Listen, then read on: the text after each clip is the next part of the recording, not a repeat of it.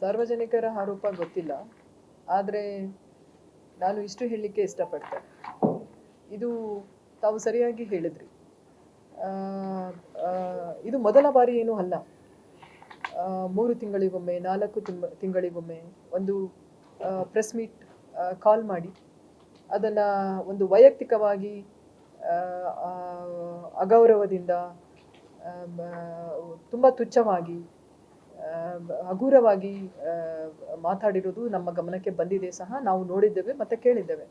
ನಾನು ಕೋರ್ಕೊಳ್ಳೋದು ಇಷ್ಟೇ, ಮಾನ್ಯ ಶಾಸಕರು, ತುಂಬ ಹಿರಿಯ ಮಾಜಿ ಸಚಿವರು, ಹಿರಿಯ ರಾಜಕಾರಣಿಗಳು, ಅನುಭವಿಗಳು, ಸಮಾಜದಲ್ಲಿ ಒಂದು ಸಂದೇಶ ಹೋಗ್ತದೆ. ಒಬ್ಬ ಅಧಿಕಾರಿಗಳು ತಪ್ಪು ಮಾಡಿದ್ರೆ ಖಂಡಿತ ಅವರಿಗೆ ದಾರಿಗೆ ಹೋಗೋ ಹಾಗೆ ಅಥವಾ ಒಂದು ಕಾನೂನಿನ ಚೌಕಟ್ಟನ್ನು ಮೀರಿ ನಾವು ಕೆಲಸ ಮಾಡಿದ್ರೆ ಅದಕ್ಕೆ ಅದರದೇ ಆದ ಒಂದು ನಿಯಮಗಳ ಅಡಿಯಲ್ಲಿ ಅವರಿಗೆ ತಾವು ತಿಳಿಸುವ ಅವಕಾಶ ಖಂಡಿತ ಇದೆ. ಅದನ್ನು ತಿದ್ದುಪಡಿ ಮಾಡಿಕೊಳ್ಳುವುದು ಅಥವಾ ನಿಯಮಾನುಸಾರ ಕೆಲಸ ಮಾಡುವುದು ನಮ್ಮ ಜವಾಬ್ದಾರಿ ಇರ್ತದೆ. ಅದು ಹೊರತುಪಡಿಸಿ ವೈಯಕ್ತಿಕವಾಗಿ ಮಾನಸಿಕವಾಗಿ ಅಷ್ಟು ಹಗುರವಾಗಿ ಒಬ್ಬ ಅಧಿಕಾರಿ ಬಗ್ಗೆ, ಜಿಲ್ಲಾಧಿಕಾರಿಗಳ ಬಗ್ಗೆ ಮಾತಾಡೋದು ಇದು ಅವರ ಘನತೆಗೆ ನಿಜವಾಗ್ಲೂ ತಕ್ಕದ್ದಲ್ಲ. ಯಾವುದೇ ಅಧಿಕಾರಿ ಇರ್ಬೋದು ಆ ವಿಷಯದಲ್ಲಿ. ನೋಡಿ, ಅಧಿಕಾರಿಗಳು ತಪ್ಪು ಮಾಡಿದರೆ ಅದಕ್ಕೆ ಕಾನೂನಾತ್ಮಕ ಕ್ರಮಗಳನ್ನು ವಹಿಸಲಿಕ್ಕೆ ಎಲ್ಲ ಅವಕಾಶ ಉಂಟು. ದಯವಿಟ್ಟು ಅದನ್ನು ಅವರು ಉಪಯೋಗಿಸಬಹುದು. ಅದು ಬಿಟ್ಟು ವೈಯಕ್ತಿಕ ನೋಡ್ರಿ ಎಂಥ ಶಬ್ದಗಳನ್ನು ಬಳಸಿದ್ದಾರೆ ಅಂದರೆ ನಿಜವಾಗ್ಲೂ ಅದು ತುಂಬಾ ನಮಗೆ ನೋವನ್ನು ಉಂಟು ಮಾಡಿದೆ. ಒಬ್ಬ ಅಧಿಕಾರಿ ನೋಡಿ, ನಾವು ಚಿಕ್ಕವರಿದ್ದಾಗ ಅಂದ್ಕೊಂಡಿದ್ವಿ ಶಿಕ್ಷಣ ಪಡೆದ್ರೆ ಗೌರವ ಕೊಡ್ತಾರೆ ಸಮಾಜದಲ್ಲಿ. ಶಿಕ್ಷಣ ತಗೊಂಡ್ವಿ, ಒಳ್ಳೆ ಉನ್ನತ ಅಧಿಕಾರಿ ಆದರೆ ಗೌರವ ಕೊಡ್ತಾರೆ. ಜಿಲ್ಲಾಧಿಕಾರಿ ಅಂತ ಉನ್ನತ ಅಧಿಕಾರಿ ಸ್ಥಾನದಲ್ಲಿ ಇದ್ರೂ ಸಹ ಅಗೌರವವಾಗಿ ಮಾತಾಡ್ತಾರೆ ಅಂದರೆ ಮತ್ತೆ ಇನ್ನು ಯಾವ ಸ್ಥಾನದಲ್ಲಿ ಇದ್ರೆ ಗೌರವ ಸಿಗುತ್ತೆ ನಮಗೆ?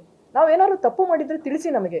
ಖಂಡಿತವಾಗಿ ನಾನು ಕಾನೂನಿನ ಚೌಕಟ್ಟನ್ನು ಹೊರತುಪಡಿಸಿ ನಾವು ಕೆಲಸ ಮಾಡೋಕೆ ಬರೋದಿಲ್ಲ. ನಾನು ಅಂತಲ್ಲ, ಯಾವ ಅಧಿಕಾರಿಗಳು ಮಾಡಲಿಕ್ಕೆ ಬರೋದಿಲ್ಲ. ಯಾಕಂದ್ರೆ ಉತ್ತರವನ್ನು ಕೊಡಬೇಕಾಗ್ತದೆ. ನಾವೆಲ್ಲ ಬದ್ಧತೆಯಿಂದ ಕೆಲಸ ಮಾಡಬೇಕಾಗ್ತದೆ. ನಮಗೆಲ್ಲ ಒಂದು ನಿಯಮಗಳಿದೆ. ಆ ನಿಯಮದ ಚೌಕಟ್ಟಿನಲ್ಲೇ ನಾವು ಕೆಲಸ ಮಾಡೋದು ಸಹ. ಅದನ್ನು ಹೊರತಾಗಿ ನಾನೇನು ಮಾತಾಡಲಿಕ್ಕೆ ಇಷ್ಟಪಡೋದಿಲ್ಲ. ಬಟ್ ಕೋರ್ಕೊಳ್ತೇನೆ, ಈ ಥರ ಮಾತಾಡೋದು ಖಂಡಿತ ತಪ್ಪು. ಯಾಕಂದ್ರೆ ಇದು ಏನಾಗ್ತದೆ, ಒಂದು ಸಂದೇಶ ಏನು ಹೋಗ್ತದೆ, ಒಬ್ಬ ಜಿಲ್ಲಾಧಿಕಾರಿಗಳಿಗೆ ಇಷ್ಟು ಹಗುರವಾಗಿ, ಇಷ್ಟು ಕೆಟ್ಟದಾಗಿ, ಇಷ್ಟು ಕೀಳ ಮಟ್ಟದಲ್ಲಿ ಎಲ್ಲಿಂದ ಹಿಡ್ಕೊಂಡು ಬಂದಿದ್ದಾರ್ರಿ? ನಾವು ಸಂವಿಧಾನಾತ್ಮಕವಾಗಿ ಒಂದು ಸಮಾನತೆಯಲ್ಲಿ ಸಂವಿಧಾನಾತ್ಮಕವಾಗಿ ಬಂದಿರೋ ಹಕ್ಕು ಇದು ನಮಗೆ. ಯಾರು ಬಂದು ನಮ್ಮನ್ನ ಕರೆದು ತಂದು ಇಲ್ಲಿ ಎಲ್ಲಿಂದನೂ ಹಿಡಿದು ಬಂದು ಕೂಡಿಸಿಲ್ಲ ಇಲ್ಲಿ ನಮಗೆ ಈ ಸ್ಥಾನಕ್ಕೆ ಬರುವಾಗ ನಮ್ಮದೇ ಆದ ಒಂದು ಹೋರಾಟ ಇದೆ, ನಮ್ಮದೇ ಆದ ಒಂದು ಸ್ಟ್ರಗಲ್ ಇದೆ. ಅದನ್ನು ಅರ್ಥ ಮಾಡ್ಕೊಳ್ಬೇಕು ಅವರು. ಈ ರೀತಿ ಕೀಳ ಮಟ್ಟದಲ್ಲಿ ಮಾತಾಡಿದ್ರೆ ಏನು ನೋಡಿ, ನನಗೆ ಎಷ್ಟೋ ಅಧಿಕಾರಿಗಳು ಹೇಳ್ತಾರೆ, ಅವರ ಬಗ್ಗೆ ಭಯ ಬೀಳ್ತಾರೆ ಮಾತಾಡಲಿಕ್ಕೆ, ಬರವಣಿಗೆಯಲ್ಲಿ ಕೊಡಲಿಕ್ಕೆ ಇದು ಮಾಡ್ತಾರೆ. ಒಂದು ಸಾರ್ವಜನಿಕ ವೇದಿಕೆಯಲ್ಲಿ ಒಬ್ಬ ಅಧಿಕಾರಿಯನ್ನ ಅಷ್ಟು ಹೀನಾಯವಾಗಿ ಕೀಳ ಮಟ್ಟದಲ್ಲಿ ಮಾತಾಡ್ತಾರೆ ಅಂದರೆ ತಪ್ಪು ಅಲ್ಲ ಇದು? ಯಾವ ಮೆಸೇಜ್ ಹೋಗ್ತದೆ ಸಂದೇಶ ಸಮಾಜಕ್ಕೆ? ನಾನು ತಪ್ಪು ಮಾಡಿದ್ದರೆ, ನಮ್ಮ ನಿಯಮಾನುಸಾರ ನಾವು ಮಾಡಿಲ್ಲ ಅಂದರೆ ಅವರಿಗೆ ಖಂಡಿತ ಅಧಿಕಾರ ಇದೆ ಅದನ್ನು ತಿದ್ದಲಿಕ್ಕೆ ಅಲ್ಲ, ಅವರಿಗೆ ಎಲ್ಲ ಕಾನೂನಾತ್ಮಕ ಎಲ್ಲ ಅವಕಾಶಗಳು ಇದೆ. ಯಾಕಂದ್ರೆ ಅವರು ಶಾಸಕರಿದ್ದಾರೆ, ಒಬ್ಬ ಜನಪ್ರತಿನಿಧಿ ಇದ್ದಾರೆ, ಎಷ್ಟೋ ಜನಗಳನ್ನ ಅವರು ರೆಪ್ರೆಸೆಂಟ್ ಮಾಡ್ತಾರೆ. ಬಟ್ ಮೆಸೇಜ್ ಏನು ಹೋಗ್ತದೆ ಇದರಿಂದ? ಇನ್ನು ಗ್ರಾಮ ಪಂಚಾಯತಿದು ಹೇಳ್ತಾನೆ, ಇದರಲ್ಲೇ ಸ್ಪಷ್ಟೀಕರಣ ಕೊಡ್ತಾನೆ. ನೋಡಿ, ನಾವು ಗ್ರಾಮ ಪಂಚಾಯಿತಿಯನ್ನ ರಿಸರ್ವೇಶನ್ ಮೀಸಲಾತಿಯನ್ನ ಮಾಡ್ತೇವೆ. ನಮ್ಮಲ್ಲಿ ಒಂದೀಗ ಪತ್ರಿಕಾ ಪ್ರಕಟಣೆಯನ್ನು ನಾನು ಕೊಡ್ತಾ ಇದ್ದೇನೆ. ಯಾಕಂದ್ರೆ ಇದು ತಪ್ಪು ಮೆಸೇಜ್ ಯಾರಿಗೂ ಹೋಗೋದು ಬೇಡ. ಅವರು ಏನು ಹೇಳ್ತಾರೆ, ಇಲ್ಲ ಮೀಸಲಾತಿಯ ನಿಯಮಗಳನ್ನ ಗಾಳಿಗೆ ನೋಡಿ, ಖಂಡಿತ ನಾವು ಮೀಸಲಾತಿ ನಿಯಮಗಳನ್ನ ವೈಲೇಷನ್ ಮಾಡಿಲ್ಲ. ಕರ್ನಾಟಕ ಗ್ರಾಮ ಸ್ವರಾಜ್ ಮತ್ತು ಪಂಚಾಯತ್ ರಾಜ್ ಅಧಿನಿಯಮದಲ್ಲಿ ಜಿಲ್ಲಾಧಿಕಾರಿ ಮೀಸಲಾತಿಯನ್ನ ನಿಗದಿಪಡಿಸೋದು. ತಹಸೀಲ್ದಾರು ಅಲ್ಲ, ಅಲ್ಲಿನ ಬೇರೆ ಯಾರೂ ಅಲ್ಲ, ಶಾಸಕರು ಅಲ್ಲ. ಜಿಲ್ಲಾಧಿಕಾರಿಗಳಿಗೆ ತಹಸೀಲ್ದಾರು ಕೊಟ್ಟಿರೋದನ್ನ ಜಿಲ್ಲಾಧಿಕಾರಿ ನೋಟಿಫಿಕೇಶನ್ ಮಾಡೋಕ್ಕಿಲ್ಲ.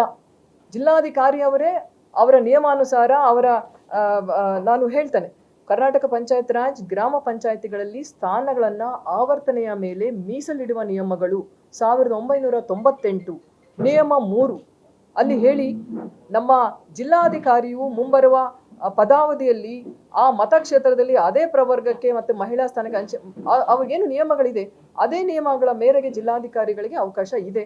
ಅದ್ರ ಮೇರೆಗೆ ನಾವು ಮಾಡಿದ್ದೇವೆ. ಇನ್ನು ಯಾವುದೇ ಅವರ ಆಕ್ಷೇಪಣೆಗಳಿದ್ದಲ್ಲಿ ಅವರು ನನಗೆ ಪತ್ರ ಬರೀಬೋದಾಗಿತ್ತು, ದೂರವಾಣಿ ಮುಖಾಂತರ ಕೇಳ್ಬೋದಾಗಿತ್ತು, ಅವರ ಬರವಣಿಗೆಯಲ್ಲಿ ಕೊಡ್ಬೋದಾಗಿತ್ತು. ಇದುವರೆಗೂ ನನಗೆ ಆ ಥರದ ಯಾವುದೇ ಮನವಿಗಳಾಗಲಿ ಇದಾಗಲಿ ಬಂದಿಲ್ಲ. RTIಯಲ್ಲಿ ಕೆಲವು ಅರ್ಜಿಗಳು ಬಂದಿದೆ, ಬಟ್ ಅದಕ್ಕೆ ಉತ್ತರವನ್ನು ಕೊಡ್ತೇವೆ. ನಮಗೆ ಏನೇ ಇದ್ರೂ ನಮಗೆ ರೈಟಿಂಗಲ್ಲಿ ಕೇಳಿ. ಮತ್ತು ಅಲ್ಲಿ ಆರೋಪಗಳು, ಸೀರೀಸ್ ಆಫ್ ಆರೋಪಗಳು ನಾನು ಕೇಳ್ತಾ ಬಂದಿದ್ದೇನೆ. ನೋಡಿ, ನಾನು ಆ ಥರ ಬಂದಾಗ ಅದು ಸ್ಪೆಸಿಫಿಕ್ ಆಗಿ ಯಾವುದೂ ಇಲ್ಲ. ಈಗ ವಿಮಾ ಬಂದಿಲ್ಲ, ವಿಮಾ ಅನ್ನೋದಕ್ಕೆ ಕ್ರಾಪ್ ಕಟ್ಟಿಂಗ್ ಎಕ್ಸ್ಪೆರಿಮೆಂಟ್ ಆಗುತ್ತೆ, ಇನ್ಶೂರೆನ್ಸ್ ಅಮೌಂಟ್ ಇರ್ತದೆ, ಅದಕ್ಕೊಂದು ಏಜೆನ್ಸಿ ಇದೆ, ಅದಕ್ಕೊಂದು ಇಲಾಖೆ ಇದೆ. ಮತ್ತು ಇನ್ನೂ ಕೆಲವು ಆರೋಪಗಳು, ರೈತರ ಕೆಲವು ಸಮಸ್ಯೆಗಳು ನೋಡಿ. ನಮ್ಮ ಸನ್ಮಾನ್ಯ ಮುಖ್ಯಮಂತ್ರಿಯವರ ನಿರ್ದೇಶನ ಮತ್ತು ಮಾನ್ಯ ಸಚಿವರ ನಿರ್ದೇಶನ, ನಮ್ಮ ಮೇಲಾಧಿಕಾರಿ ನಿರ್ದೇಶನದ ಅನ್ವಯ ನಾವು ಪ್ರತಿ ತಿಂಗಳಲ್ಲಿ 2 ಬಾರಿ, ಮೊದಲನೇ ಶನಿವಾರ, 3ನೇ ಶನಿವಾರ ಒಂದು ಸಾರ್ವಜನಿಕರ ಕುಂದುಕೊರತೆ ಸಭೆಗಳನ್ನು ಇದಕ್ಕಿಂತ ಮುಂಚೆನೂ ನಾವು ಮಾಡಿದ್ದೇವೆ. ಹೋದ ವರ್ಷದಿಂದನೇ ನಾವು ಮಾಡ್ತಾ ಬಂದಿದ್ದೇವೆ. ಆದಷ್ಟು ಒಂದು ಜನರಿಗೆ ಸೇವೆಯನ್ನು ತಲುಪಿಸ್ಲಿಕ್ಕೆ ಸಾಕಷ್ಟು ಪ್ರಯತ್ನವನ್ನು ಮಾಡ್ತಾ ಇದ್ದೇವೆ. ಅದು ಸಾಕಷ್ಟು ಇಲ್ಲದೆ ಇರಬಹುದು. ಬೇಕಂದ್ರೆ ಅವರು ಹಿರಿಯರಿದ್ದಾರೆ, ತುಂಬ ಅನುಭವಿಗಳಿದ್ದಾರೆ. ನಾನು ಅದರ ಬಗ್ಗೆ ನಾವು ಇಂಪ್ರೂವ್ಮೆಂಟ್ ಅಂದರೆ ಎಷ್ಟೇ ಕಲಿತರೂ ಕಲಿಯೋದಿದೆ, ಇಂಪ್ರೂವ್ಮೆಂಟ್ ಆಗಲಿಕ್ಕೆ ಅಂದರೆ ಇನ್ನೂ ನಾವು ಚೆನ್ನಾಗಿ ಕೆಲಸ ಮಾಡಲಿಕ್ಕೆ ಅವಕಾಶ ಇದೆ, ಒಪ್ಕೊಳ್ತೇನೆ. ಖಂಡಿತ ನಾವು ಮಾಡ್ತೇವೆ. ಅದನ್ನು ಅವರ ನಿರೀಕ್ಷಾ ಮಟ್ಟಕ್ಕೆ ಒಂದು ಒಳ್ಳೆಯ ಸೇವೆಯನ್ನು ಕೊಡಲಿಕ್ಕೆ ಪ್ರಯತ್ನವನ್ನು ಮಾಡ್ತೇವೆ. ಆದರೆ ಅದು ಹೊರತುಪಡಿಸಿ ಈ ಥರ ಭಾಷೆಯನ್ನು ಉಪಯೋಗಿಸಿ ಮಾತಾಡೋದು ನನಗೆ ಅಂತಲ್ಲ, ಯಾವುದೇ ಅಧಿಕಾರಿಗಳಿಗೆ ಇದು ಸಲ್ಲ ಅಂತ ಅನಿಸುತ್ತೆ. ಅವರು ಹೇಳಿ, ಅವರು ಒಂದು ಪಟ್ಟಿ ಕೊಟ್ಬಿಡಿ ಯಾವ ಕಡತ ಬಾಕಿ ಇದೆ ಅಂತ ಹೇಳಿ, ನಾವು ಆ ಪಟ್ಟಿಯಾದ ಉತ್ತರವನ್ನು ಕೊಡ್ತೇವೆ.